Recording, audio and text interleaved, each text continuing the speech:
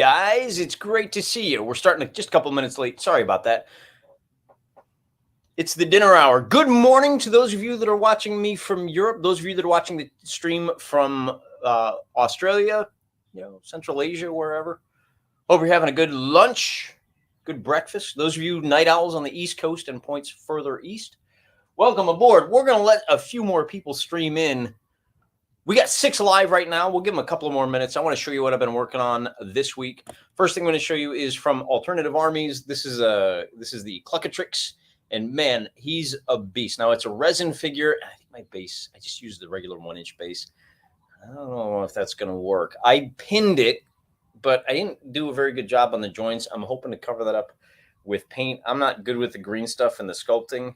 And then again, so if we should see the join where the hand is, that's not ideal, but so we'll get that old boy painted. The other thing I did, I ordered some buildings from Pendrake, and I happy birthday, Pendrake. It's been 30 years, and who orders from Pendrake and walks away with figures that are not 10 millimeters? This guy. So this is a 15 millimeter orc from Pendrake, and he looks a bit orky to me. He's got the big, is that Bob Ollie? Is that the guy that carved those? But he'll do. Another goblin wolf rider. My goblins are nomads. He's on a pretty big wolf. Now, the big question may be, well, how do they compare to the other goblin wolf riders that you got? All the rest of my goblin wolf riders are from Pendrake, and they look a little something. Wait, is that it? Where is he? Where's my Pendrake? Oh, yeah, I can tell because he's the one that he's got grass on the field. So I do have these guys. They're painted. They're varnished. I just got to get some grass on this guy, and then he will be completely done. So let's take a look in 15 millimeters. There's your comparison. We'll kind of do a side-by-side, both of them facing in, and yeah, they match. Hey, look at that. They're both 15 millimeter. What do you know? Now, you notice, first off, right off the bat, the splintered light are, what is that, left-handed, right-handed? Left-handed, and Pendrake are right-handed with the spears, so it'll be really easy to tell them apart, but with matching colors. And interestingly enough, the Pendrake can have a larger goblin. I think he looks a little beefier, but a smaller wolf. So that's a bit curious, isn't it? Once we get some grass, they'll look good. So just another, what do you call it? Another 4 points worth of troops for the Dragon Rampant. And then, I guess I could probably show you. Let's compare with the big chicken. He is actually like 40 millimeters. He's huge. He's like 70 millimeters tall or something like that. So that's what he looks like. That's how tall our chicken monster is. Is that Poultry Joe Sr.? I don't know. Sasquatch the chicken. So he would work. He would make for a suitable chicken monster for 28 millimeter figures as well. He's just going to be the giant chicken in my fantasy skirmish. I think that's it, man. I think we got an even dozen in. So without further ado, let me go ahead and share my screen with you guys. We'll go share. Share screen. And we want to share one of my tabs. We are going to start off with now, for those of you that aren't aware, the way we're going to do this, we're going to go to the community tab. So moving forward, we're going to try to do this the exact same way.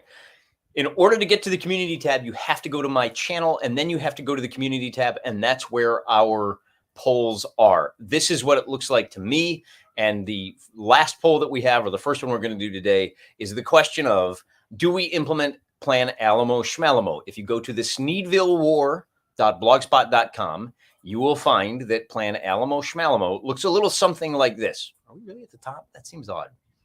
That is odd. Okay, the first one we're going to do is, it's actually the biggest question. We're just going to go right down the list. And as you can see right now, as the poll stands, 32% of our voters, we've got 62 votes. That's impressive. Way more than I was expecting.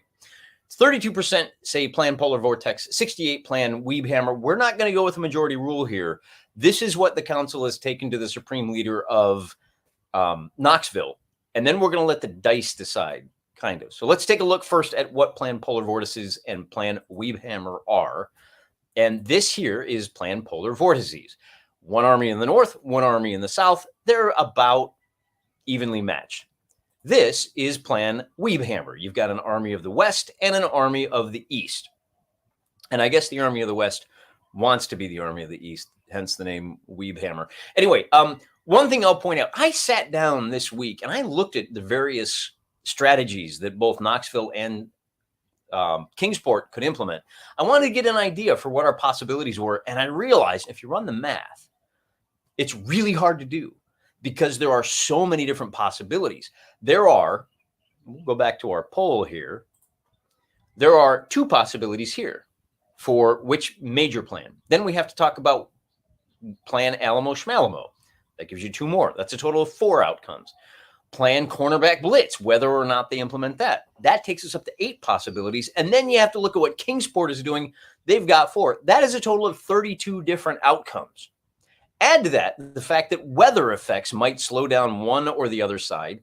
And you've got, call it rain or not, that's 64 possibilities. And then we have one more surprise. Stay tuned because we're going to add one more wrinkle to this. It is impossible to figure out what's going to happen here. The only way to do it is to find out what the 2 sides are doing and then sit down and run the numbers.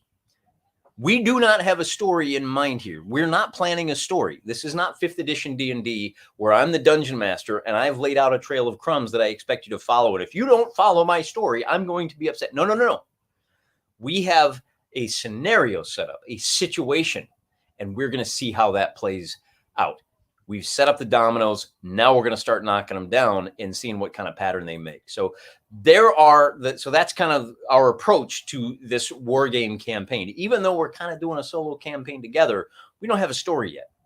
We got to see what happens. And then when it's done, then we'll tell the story of the war for Sneedville. I guess we could probably go back and refresh everyone's memory here. Here is the map real quick. It looks a little something like this. Knoxville is down in the lower left. Kingsport is up in the kind of center right portion, and they're fighting over the Pink Star, which belongs to Knoxville now, but not for long because Kingsport has 2 major armies ready to invade. All right, so that's that.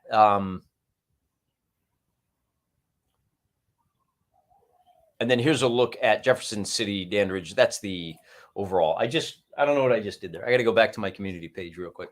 No, I don't. I got to go to the Sneedville War.blogspot.com. We'll bring up the mini maps so we can look at each individual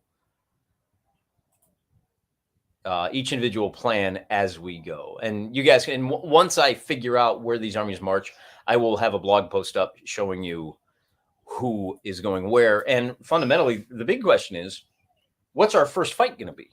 Which 2 armies are going to meet first? What are the orders of battle? Where do they meet? What's the weather that day? That's what we're going to lay out. And then you guys can go run those battles. Report back to me who wins, who loses. Based on your results, that's what's going to happen in our fight. So we're looking at these 2. This is our first play. And I'm going to kind of cheat here. I know I said roll dice, but I do not have a second camera. So rather than roll dice, what we're going to do is we're going to look at plan polar vortices first. It's the big one. We're going to go. I got a random number generator here. This is Google. And I'm just going to show you this doesn't count. This is not official. We're going to generate number between 1 and 100. Okay. 63, 95, 57. Wow. These are 96. 9. Okay. It feels a little slanted high, doesn't it? Oh, well, it is what it is. So anything 1 through 32, we are going to implement plan polar vortices. This is it for all the marbles. And the result is 50, which means, yeah, it's going to be Weave Hammer. And let me go ahead and write that down. I'm going to make a quick note here. Weave Hammer. All right, so that's a big one.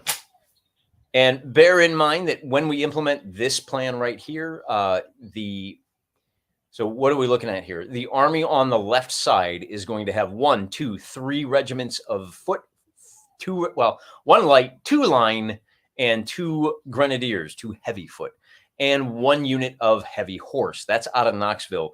They're all going to march up to Corryton, and then along with that, we're going to have a total of 10 companies of line, 2 batteries of cannon. So that's a pretty hefty one.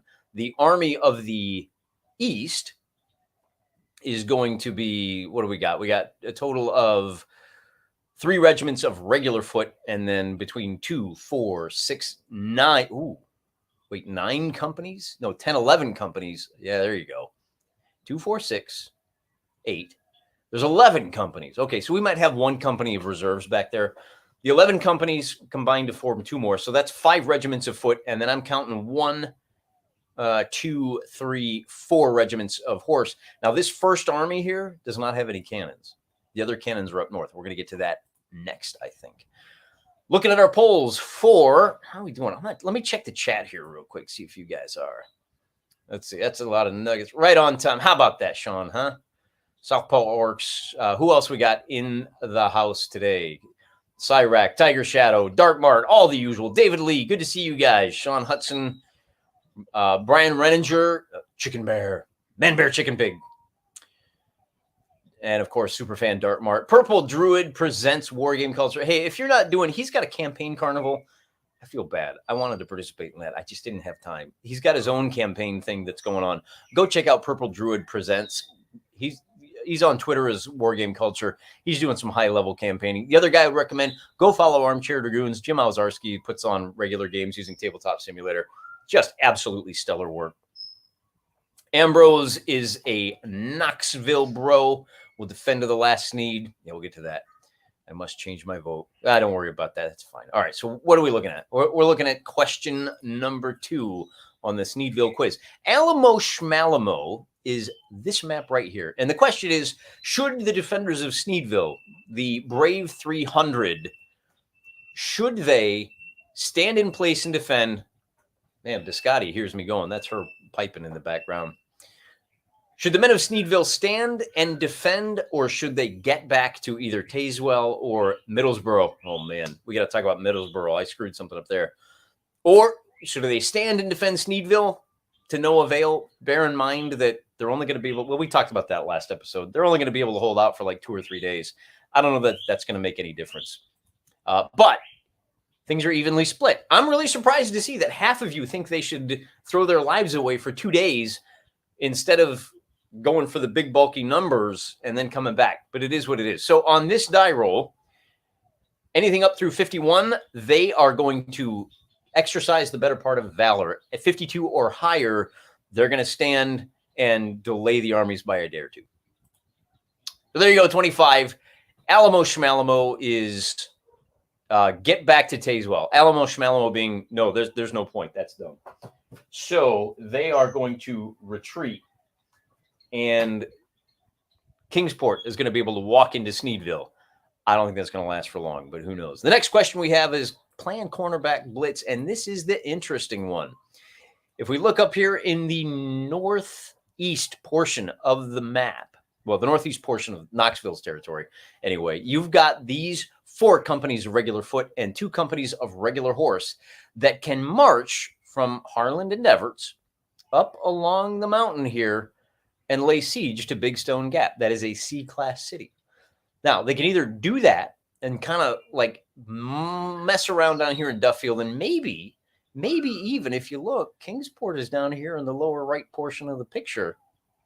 They may be able to get down into Kingsport and lay siege to it. If nothing else, that might force the army of Jonesville, that's the flag here, to come back and confront them along the Duffield Big Stone Gap Road. We're not sure yet. Well, but so that is an understrength company, by the way, or understrength regiment. It will only be 4 companies, so we'll be a little fragile. We're going to roll the dice, and up through 61, they are going on the attack. On a 62 or higher, they're going to retreat and join up with the main army in Pineville, which is to the west. 21, it's implemented. It's a done deal. They are blitzing. So there is your full plan for Knoxville. They are going to blitz. They're going to give up Sneedville for now, and they're going to go with a east-west defense strategy. Throw that army to the east at Kingsport and do whatever damage you can, and then hit them hard with the full army of Knoxville.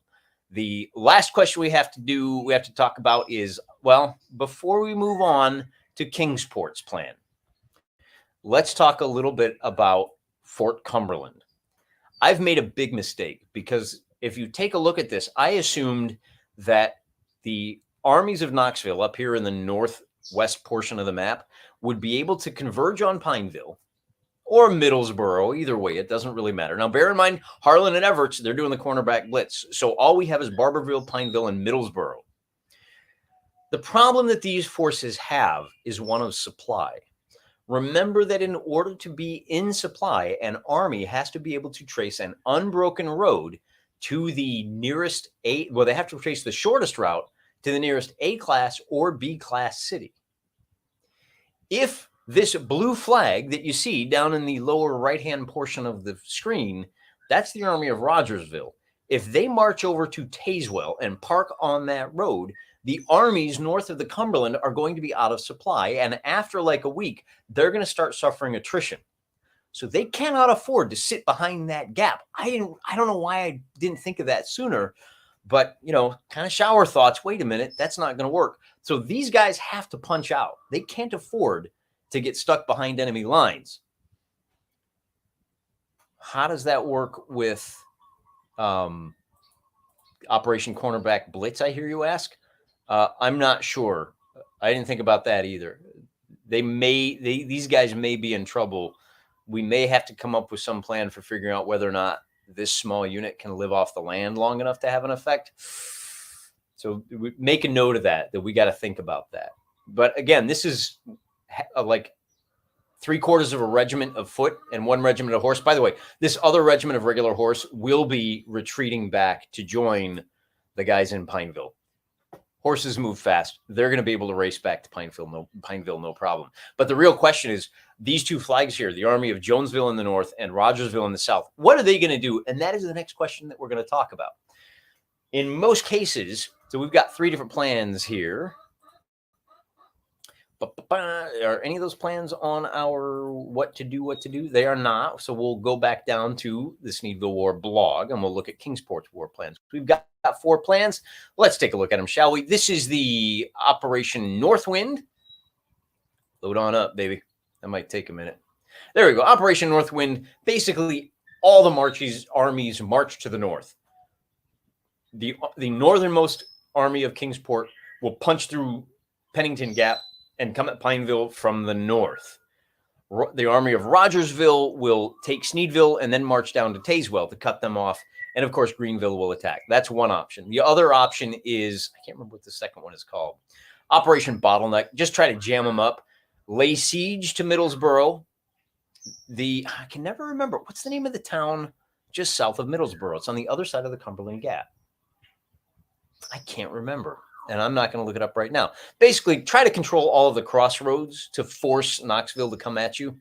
And then this one is the most flexible plan, Operation Full Thrust. Just everybody marches to the east as fast as they can. The last one is going to be Operation Safety Dance, where the 2 armies in the north kind of come down and take crossroads. The Army of Greenville, which consists of a lot of green troops, like inexperienced green troops, it hangs back somewhere along that IA-81 corridor, ready to plug any gaps. It's basically a reserve to see what happens with those initial armies. Now, notice that in 3 of these cases, that Army of the North just swings up to Middlesboro. In only 1 case do they punch through Pennington Gap. That may be in their best interest because they may be able to just lay siege. Those 2 armies, the Army of Pineville, or the Army of Jonesville, that's that northernmost guy. It's about an even match for the guys up in Pineville. And then the Army of Rogersville and Greenville, those are actually a little larger. So we've got some pretty good matchups in these major armies now. And these are the plan that they're going to start to implement. As things move on, as that Operation Cornerback Blitz goes on, we may have to force some changes in the way these armies react. But we'll analyze and take a look at that. They're not stupid.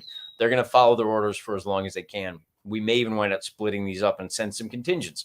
Maybe the Army of Rogersville has to pull 2 regiments of foot and a regiment of cavalry back to defend Kingsport.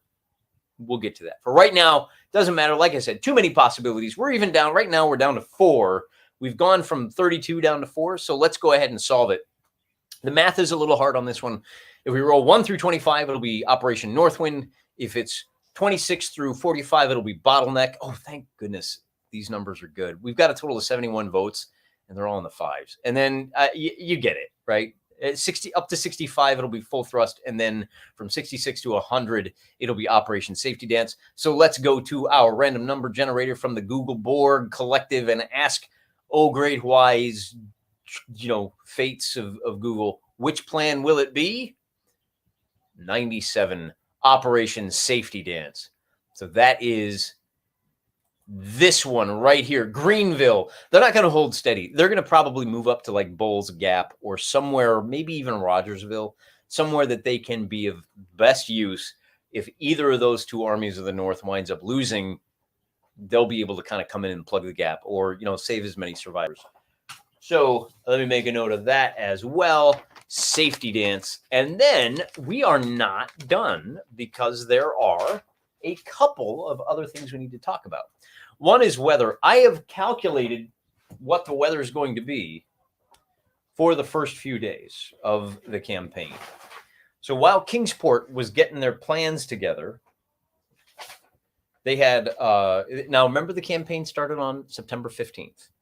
It was clear skies. And I don't know if you can see this. I'm not going to worry too much about it. This is what I've already determined. I have weather up through the 30th, and I'm here to tell you right now, it is going to be raining. Let's take a look at the map here real quick. Now that we know that Operation Safety Dance is a done deal, all of our this map shows, and I don't know if you can read it, but here's Sneedville, and here's Jonesville. And we now know because of Safety Dance that the army in Jonesville is going to come down and take Sneedville and then swing back up to Middlesboro and try to cut them off. Rogersville is going to come down this way.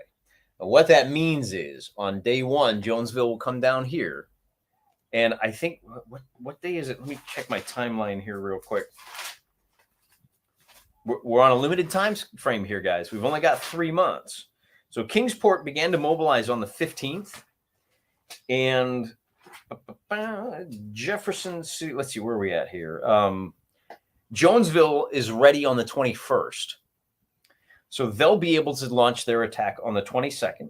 The army of Rogersville is ready on the 20th. So we'll have them start marching on the 21st as well. And what that means is they're going to be fine on the 21st and the 22nd.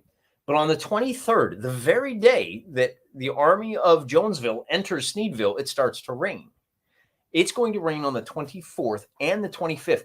That's going to have serious effects for moving artillery around, even if you are on roads. To refresh your memory, now I don't know what all that means so far, but the other thing I know is that it will be light rain on the 29th. That's fine. But the way this works is if it rains on the 23rd, 24th, and 25th, we have a little chart here that shows what the slowdown is. And on the first day of rain, it doesn't affect foot. But on the second day of rain, the foot and the cavalry on road are moving at a quarter speed. On the third day of rain, on the 25th, they move at half speed. And then because it stops raining and starts to dry out on the 26th, you slide back to day 2. So you're moving at 3/4 speed. And then again on day 1, that's where you can move safely. So even though it's done raining, you still have to factor in that the roads are still a mess. So that's going to affect the speed at which everyone moves. And I don't really have a good feel for whether that benefits Kingsport or Knoxville, but it does change the math because your artillery slows way down. And if you don't want your guys outrunning your guns, that means that your artillery, they go on the first day of rain, they slow down to 3/4 speed. And then it's half speed. And then it's half speed and half speed and half speed. So you're only moving 5 miles a day. That's important. It will be clear up through the 30th. I know that. Beyond that, I don't know. If our armies outrun my weather chart, I'll just have to figure out some more weather. And I'm not telling you guys that because I don't want you guys, if you know what's happening to the weather 2 weeks from now, then you're not thinking like generals do, right? Generals don't know what the weather is 2 weeks. They just have to make their plans and hope that the weather holds. Or if they're on the defense, hope that the weather slows down the opponent. Now, there's one last thing we need to do. And before we do that one last thing, I'm going to go ahead and check the chat. But we're done rolling dice. So let's kick back over and we will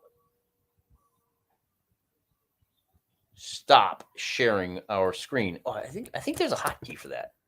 Booyah! There we go. So let's go ahead and check our chat.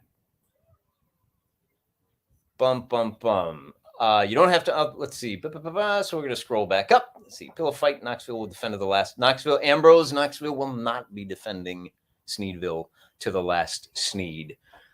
What a lovely thing to be sat with my tea cake after my lunchtime walk. James, I'm so glad we could share this precious moment together. I will treasure it always. Yo, from down under. Let's see. Good idea with 6mm fantasy. We got some guys talking about fantasy. Fly, you fools. You fools. No, that's smart. Purple Druid has the Micro World Lizardmen and Beastmen. Is that the 3mm figures there, Purple Druid? Knoxville making all the right choices. I agree. I think they made both of the right choices. I think you're going to do good. By the way, one thing I should point out, if you've actually sat down and run the numbers, if you have the solo wargaming guide and you've looked at this, I think I screwed up my math somewhere in a couple of places, because the armies of Knoxville, if you look at those army lists, they have, I wanted to keep it as even as possible. Knoxville has a couple of extra companies of men over here. And then for some reason, they have like 4 units of green troops on the roster and 1 veteran. Whereas Kingsport has like 2 green and 2 veteran. I wanted to do 2 green and 2 veteran, but at some point in my notes, I got confused. So it is what it is.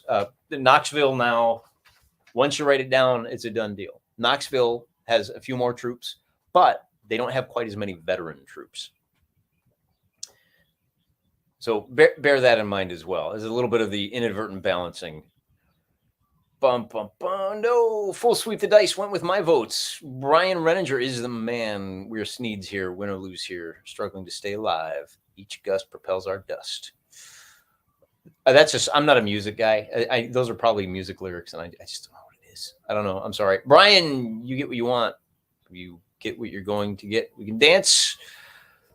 I want to think like generals do. Is it raining with you? That's a nice wall. Oh, yeah. You like this? My, I get the bigger battles. Thank you, Tiger Shadow.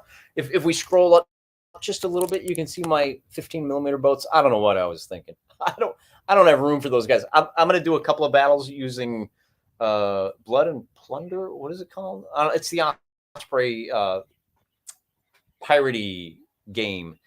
And I don't have enough table space for 15mm pirates. All right, I'm awake. And then I have a little bit of preview for the next bigger battles. Oh, sorry for the bump there. I don't know if you can see what it is. This is Commander Tesco is going up against some green meanies, and then a little bit of terrain. Just between you and me, my wife hates it. This is the bedroom wall, but she puts up with it because I put up with some of her stuff, including her birds. Here we go. Purple Druid, what else we got? Warning, Mr. Wargaming. Do not watch the D&D movie trailer. It contains an owlbear. I was so triggered. I saw that. I was triggered and I was outraged. And then I was,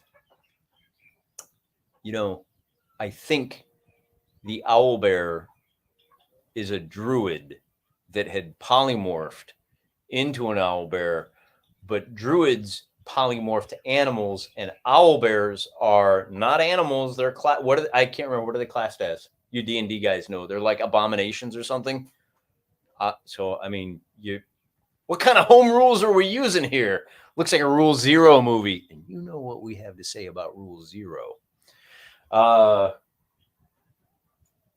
Where are we at? We got our plans. Right. So the last thing we got to do is our surprise. I'm going to share my screen one more time because I need to roll 2 more sets of percentile dice. And the surprise here is that I did a generally positive but kind of mixed review of Henry Hyde's wargaming campaigns. Hot off the presses. This just came out about a month ago. And it is typically my case. I'm like, this is okay. It's fine. It's fine. And then I get thinking, and I kind of look at it and go, that's pretty good. Oh, I could probably use that. And then over time, I eventually went up going, yeah, wow, this turns out it's pretty good.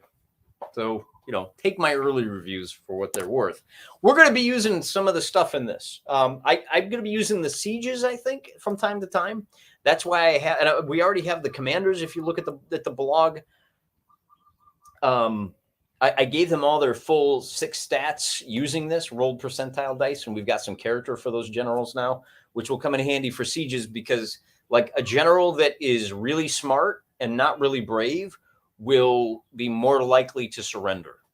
But I may need to, but now that I think about it, the armies don't surrender in a siege. I may need to draw up some, like the mayor of the town that's under siege. At any rate, the reason I'm showing you this is because he's got, this is basically the Featherstonian chance cards. You probably can't read that. I mean, I can barely find it on my thing. It's called Random Events Chart. So the way this works is you roll a percentile dice for each side, and there may be some new, effects. Now, I'll warn you, on the percentile, on this chart, the biggest likelihood, this green bar right here, this is no effect. Okay, so on a 26 to 75, no effect. But when I hit the generate number, and we'll share screen, just so you kind of know what to expect, any number from 1 to 25 is bad for the team. Any number 76 or higher is generally good for the team. And I'll just pull off one random, oh dear. Where's my reading glasses? I don't have his pedic. I don't have a set of reading glasses here. All right. Fortunately, my wife has her reading glasses here. So we're going to go full Madam Librarian here.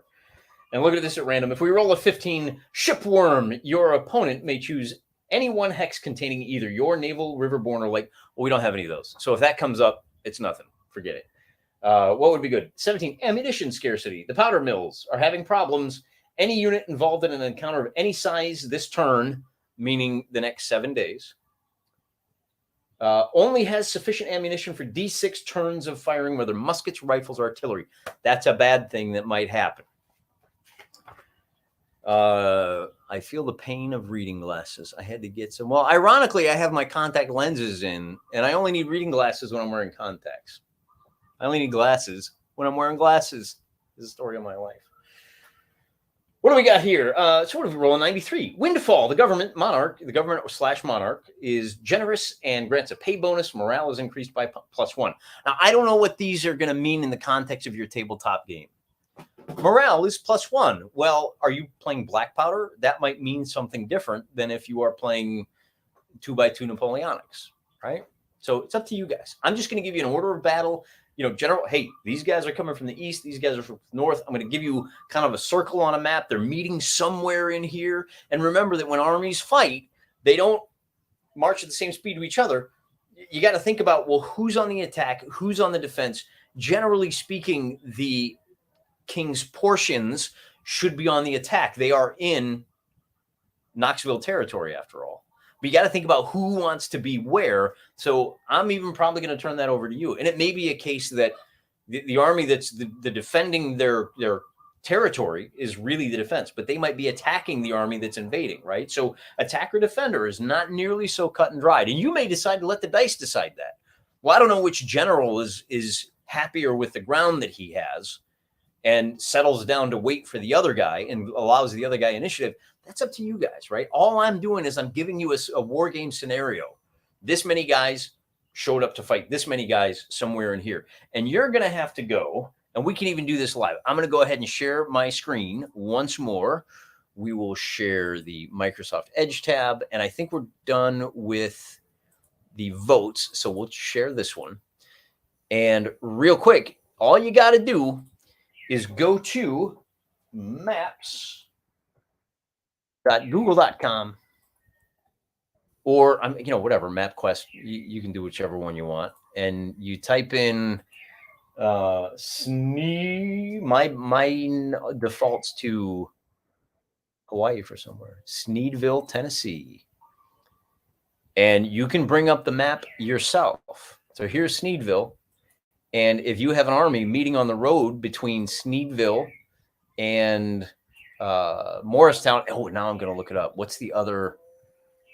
Harrogate. That's what it is. Thank you. Harrogate. That's south of the Cumberland Gap. So if you have a fight between Tazewell and Sneedville, hey, it's going to be somewhere in the center of the map. So let's just zoom in and say, okay, what does the terrain look like here? Well, and friend of the channel actually did this on who was it? Somebody did this on Twitter, where he took and he said, look, this is where I'm going to be, and I'm going to show you the terrain. We'll see if it loads. And so we know they're going to meet somewhere in here. This screen that you're looking at is about 15 miles across. We'll just kind of zoom in right here in this valley. Oh, here's a nice looking big valley. Why won't you show me the terrain? There it is. Look at that, right? So somewhere in here. And you can even zoom way down. So now we're looking at, how are you going to do this? Well, it looks like there's a church here in the center, right? Oh, where's the nearest town? You've got some fields and a stream running down the center. So that's, you can kind of look at this and figure it out for yourself. If we go to 3D, we can tilt this. You need to shift it though. So you can kind of see what those ridges look like. And I'm showing you what fell to Sneedville. So our invader might come down one of these valleys and then, oh, look, here's a good place to fight in these little farmlands here. That's up for you guys to decide. I'm not going to worry about that. What I'm going to worry about right now is I'm going to roll 2 sets of percentile dice. This first percentile dice is for, let's do Knoxville first. We're going to generate a number. This is random events. And with a 93, Knoxville gets the positive. Isn't this one that I read? Windfall. The government is generous. So let me make a note of that. So Knoxville is going to have the morale boost of +1. So when you play out these fights, you guys are going to have to remember. And I'll put that in the notes at the Sneedville War. So for the next 7 days, let's say, so that is, we're starting on the 28th, the 21st. So these will all apply through the 28th. And on the 29th, we'll do this again. We have to generate another set of numbers for Kingsport. And a 13, oh boy, Kingsport is really taking it on the chin here, aren't they? So for 13, the omens are bad. My giant head is going to warp my wife's glasses. Don't tell her. 13, the commander-in-chief is deeply suspicious and has consulted the local oracle, had their palm read their daily horoscope, seen the alignment of the planets. Whatever. That's the chicken gizzards are too pale. Oh, I like that one. Time is wasted, and the army loses half its movement this turn. Speed equals 1/2.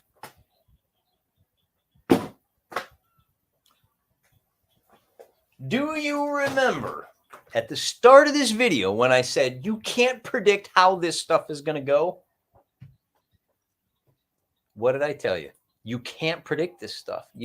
I'm glad that I didn't waste any more time. Oh, Shift S. I'm learning. We're going to be a better host. Because now we know, man, that is big trouble. Because all of our movement charts and all of our attacks are predicated on the full rate of movement. Google Maps proves to me I'm not ready for command. I'm just the guy with a piglet in my packet. Tiger, you don't need to worry. I'll kind of show you. And who was it over on Twitter? This is going to drive me crazy. But it was really neat because what he did is he had a way that he took that map and he put a little box that was, I think it was like 3 miles by 3 miles. And it had the little tic-tac-toe grid on the map. And then he showed what that table would look like on his table. He laid out his 2mm terrain to show, right? So if this is the table, the screen, there was like a set of woods right here. We'll say like that. And then there was a little town right here. I think he might even have set up like Sneedville. And then he had a little ridge over on the other side. It was really great. And that's kind of, what we can do. But now we know that not only are both sides going to have to deal with slow travel because of the rain on the 24th through the 26th, but the Knoxville armies are in real trouble because they're moving at half speed for that whole week. And that's going to multiply. It'll be half and half. Cyrac. Yeah. Am I pronouncing it right? Cyric 1. Yeah, it was Sneedville. Oh, yeah, because it had the river too, right? Because Sneedville sits in this little triangle-shaped valley, and then there's a big valley on the other side of a ridge with a tiny little way through. And Sneedville is ultimately a very defensive place, but not if you're outnumbered 20-1. Anytime you're outnumbered 20-1, you're in trouble. I think the Alamo, they were outnumbered like 20-1, and we all know how that ended, right? And it's not like you got a Sam Houston waiting for you in the back here. All we got is us. And I don't know about you, but given a choice between me and Sam Houston, I would pick Sam Houston any day of the week, at least as far as generals go. I think it's it, man. I'm done. I'm really surprised by how these numbers have worked out. So if the speed is cut in half because of the bad omens, and it's cut in half because of the weather, they're going to be moving at a quarter speed. That's crazy, man. And the other thing I'll point out for those of you that are kind of new, the green arrows and numbers that you see on here, I'm not using the distance as the crow flies. I don't know what the scale of this map is. If you're marching from Surgoinsville, somebody tell me how to pronounce that. Surgoinsville? All right, never mind. If you're marching, in fact, let's take a look. This arrow right here, it's all backwards. I'm not a pilot. Jonesville to Sneedville is only 10 miles. But to get there, you have to march this way and then up through this pass. So it is a 21-mile hike. Normally, that would be a 2-day hike. It's going to take them 4. The armies of Knoxville, I think, are going to be able to come much further up and meet these guys further up. Although,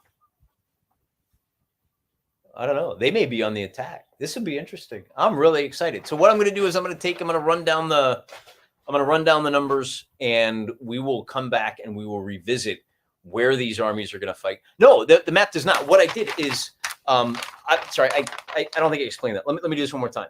It may be 10 miles as the crow flies, but I don't care how the crow flies because my armies are not crows. My armies are hoofing it on foot. So what I do is I use the directions. I jump on Google Maps and I say, hey, Google, how, or, whatever. If you want to say, hey, what's the other spyware that you put, the hockey puck that you put in your house for Jeff Bezos? Whatever. You say, hey, how far is the drive from Jonesville to Sneedville? And it will tell you it's 21 miles. It's a 21-mile drive, which is what our guys are actually going to have to hike.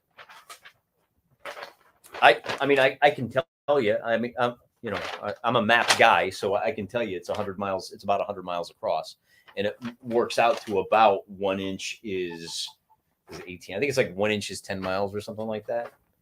But I don't need to know because I've got a computer to tell me. We're going a little more high tech than usual on this one. Any questions? Any questions? We'll go to the peanut gallery. Are we good? Is there anything else we need to talk about? Scale, whatever. I can tell you. Let's pull these orders of battle up again. The army of. Okay, so we're gonna figure that out. We got to figure out. We may be altering the deal a little bit based on just simplicity's sake. Like if we have one extra company over here, and we decide to send them north so that we can round out to an even regiment instead of splitting. Like for example, here in Bean Station, I keep putting this back and I keep regretting it. Right here it is. So for example, Bean Station has 2 companies. It's a little E-class town here. And I think it makes more sense to send one company up to join Pineville, and they're going to have plenty of time for that walk in the park. And then to send the other company down south to meet that army of the west. So whatever makes the most sense, that's what we're going to do. The army map is on the blog, and I can show you. So at this point, bar in mind that at this point the blog does not, it only has where the armies of Knoxville are. Where are we at? The Sneedville War. I'm going to share my screen. Yeah. So this map here shows you, this is the plan we're implementing. So that the flag in the north, that white flag, and by the way, these flags for not Kingsport, what I did is I said, look, Jonesville is in what county? I can't remember. I'm not from here. I don't think I've ever been to Tennessee. What does that county flag look like? Hey, that's the army of the flag of Jonesville. Likewise, the flag of Rogersville and Greenville, those are whatever Greene County is. And also bear in mind, That Cumberland Ridge that you see running through there at Middlesboro is in Kentucky. Harrogate is in Tennessee. So we're actually crossing state lines here in our little, I thought this was perfect. I can't believe it didn't occur to me. Somebody said, hey, this is an imaginations campaign that takes place in, this part of the country.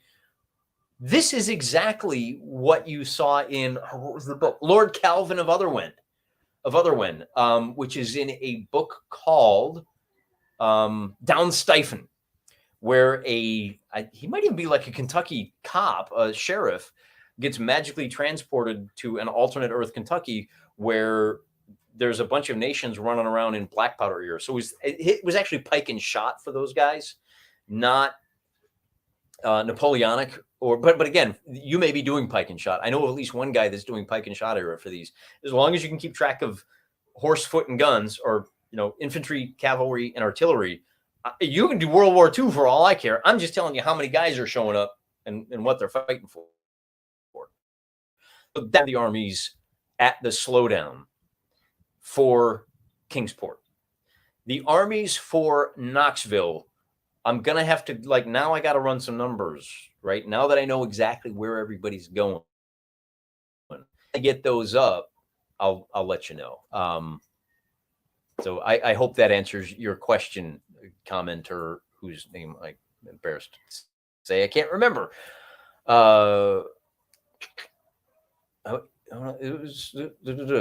Let's see. We are good. Does the map have no scares? If I am mistaken, Google Maps can tell you how long. Yeah. Oh, that's a good point. Solo RPG guy. Google Maps will tell you what the bus ride is, what the walking speed is, and what the driving speed is. I don't know about the walking speed. Because that's going to be the speed for a hiker. And remember that your armies are not moving at a hiker speed. It'll tell you, oh, it's 20 hours. But when you're talking about an army, you're not hiking at that same rate, right? Because you have to make camp at the end of the day. And you have to break camp in the morning. And you have to get everything packed up. And, first this platoon goes, and then that platoon. And then, it's a parade. So everybody gets strung out, and then they got to catch up. So you're moving at way slower speed. We're just going to use the speeds that are published in our one of our two Bibles, our Old Testament, which I can't find. Here it is. We're going to be using the speeds published in here for on-road. And then again, I'll point out that the only improved roads we've got are the interstates, I-80, which links these, and then there's a little bit down over there. But those are the only improved roads. No marching across country. If you want to march across country, you have to take a white road. That counts as cross country. That prevents you from leaping over one of those high 1,000-foot ridges. So the Army of Greenville, this is our reserve army. If I'm not mistaken, tell you how long is the army map on the blog. Tiger Shadow, you're the guy that asked that. Thank you. Is it okay if I play the campaign as a post-apocalyptic and modernized unit? I don't care. Right? It's our campaign. If you want to modernize the unit classification, if you want to run this as a modern war, if you can figure out how to do that, that's fine. But all I ask is, you got to tell me who won, how many guys died on each side, how many guys are injured on each side. If there's any, we may do a 30-day replenishment to replace some of these losses. But I'm not sure about that. We'll figure that out in a little bit. I've looked at the replenishment rules here in our New Testament, if you will, and they look interesting as far as where the units come on, and there's a point buy system, so you can say, oh well, I get 80 points worth of guys. Well, a trooper might be 1 point, and a cavalryman might be 5. So you're faced with the decision of do I want 16 cavalrymen, or do I want 80 infantry, right? And we'll talk about that moving forward as well. Our solo RPG has got right. Yeah, yeah, and I've used that from time to time to figure out how far a walk is. We bleed red, white, and Sneed. Got the need for Sneed. Sneed is in Knoxville. You're a Knoxvillian. And then let's see. H. Beam Piper. Thank you. H. Beam Piper is the author of Downstiphen. There was a sequel.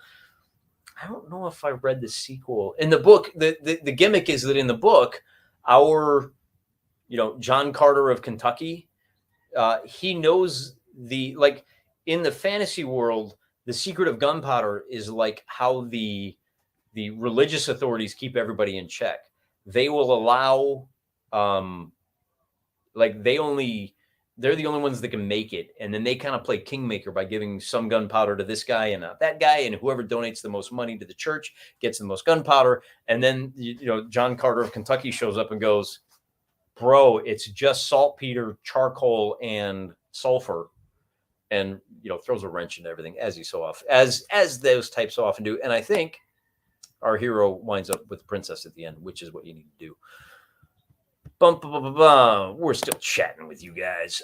Thank you. I only have sci-fi post-apocalyptic. Yeah, again, it's our campaign, not yours. The other issue that we haven't resolved yet, and I don't know how we're going to do this, is when I post the hour, right? It's our campaign. When I post that battle setup, you'll either comment on the blog or just some way, just tell me what you did. And then we'll have to figure out, because maybe 6 guys run that battle. Well, now we're going to wind up with 6 results. And we'll have to figure out and talk about, and I'm open to suggestions on this. How do we figure out which of those 6 battles is the one we go with? Do we just roll a D6? Do we go with, hey, in 5 of these 6 battles, Team A won, so we'll give it to Team A? I kind of like letting the dice decide. But, at that point, it gets a little hinky, because if you're constantly running battles but they never have an effect on the campaign, then you might not. I don't know if you guys are up for that, but we talk about that in social media later. We'll figure it out. We got plenty of time, right? Kobe Ridge Leap, Kobayashi Maru. That's a Star Trek reference. I don't understand. Fantasy Realms presumably resists on planets and wider universes. Mixing periods is great, mate. Ward DeRobe plays World War II. You should be watching Ward DeRobe. He's doing more miniature stuff. He's primarily a Hex and Counter guy, and which is good. I like Hex and Counter. I'm not better than anybody else, but his 2mm wardrobe, it's 2mm, right? He's doing some 2mm, like, can't remember what it was. Not in a World War II. He's doing little 2x2 scenarios, like, hey, this platoon of Americans is trying to take that hill from the Germans, or vice versa, and it's fun. It's really great. And he does like little 10-minute videos. It's really engaging. Highly recommend you follow Ward DeRobe. In replenishment, is looting a defeated force a thing? Another question about the terrain. This is Aaron asking. Another question about the terrain is, what are the natural resources that can be exploited by the occupying force? I don't know. We'll take that on a case-by-case basis. Again, our Operation Cornerback Blitz is they're going to have to live off the land because they are so deep in enemy territory. And we like that, allowing for that kind of thing, because it opens up a wealth of possibilities. So they're out of supply. We may say that each town they capture will provide them with a certain number of days of supplies. And when those days run out, because that forces them to stay on the move and keep moving. They can't just hunker down behind enemy lines and wait for somebody to come get them. They have to. Ward DeRobe is doing 6mm, Fistful of Toes. And is that a variation? Is that the early 90s Fistful of Toes, or is it this Fistful of Lead but modern style? I think based on what I see, it's the Bruce is it Ty Beard that did that rule set, or is it? I can't remember if it's Ty Hurd or Bruce Beard, maybe. Wardrobe, who did Fistful of Toes? Solo Guide is mostly supply related. The thing you gain taking towns is supply points. Yeah, I'll have to review that, and that's really fundamentally what. But again, I will remind you guys, the whole point of the exercise is to generate some interesting tabletop battles, and to have those battles take on a deeper meaning so that we can think a little harder. You may wind up in a situation where you set up a tabletop battle and you take a look at it, and you go, you know what? These guys are so hopelessly outclassed with this setup that they're going to refuse to fight. They are just going to withdraw. And it may be a case that because they're set up so badly, they need to leave 1 or 2 units to buy the rest of the army time. Like, you may look at it and go, holy cow, this doesn't make any sense for them to fight. They're going to retreat. And you say that, and then you kick back to the campaign map and say, yeah, these guys were supposed to fight a battle, but it didn't make sense. So they retreated to the next town over to assume some defensive position. You know, that's a big part of it as well. Sometimes your strategy gets completely blown out and you realize that no amount of tactics, okay, it will save them. Going back to the World War II, Ty Beard wrote Fistful of Toes. Yeah, I looked at that, and that was originally a modern day rule set, but you're doing it in World War II, which is perfectly acceptable because World War II is modern, isn't it? I'd link the Twitter dude that did Sneedville Grid Map, but a certain someone blocked me.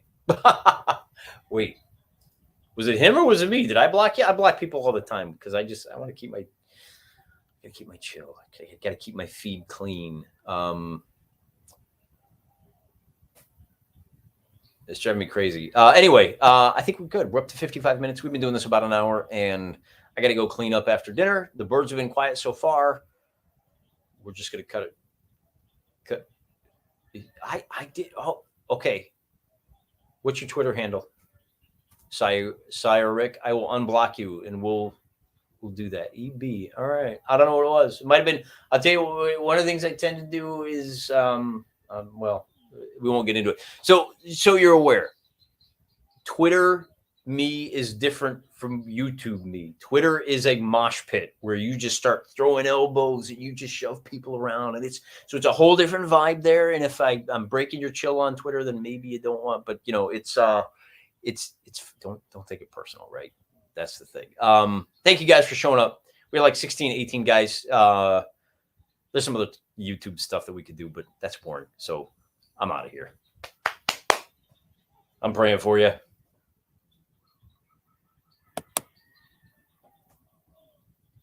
I'm praying for you. I can't find the button. There it is.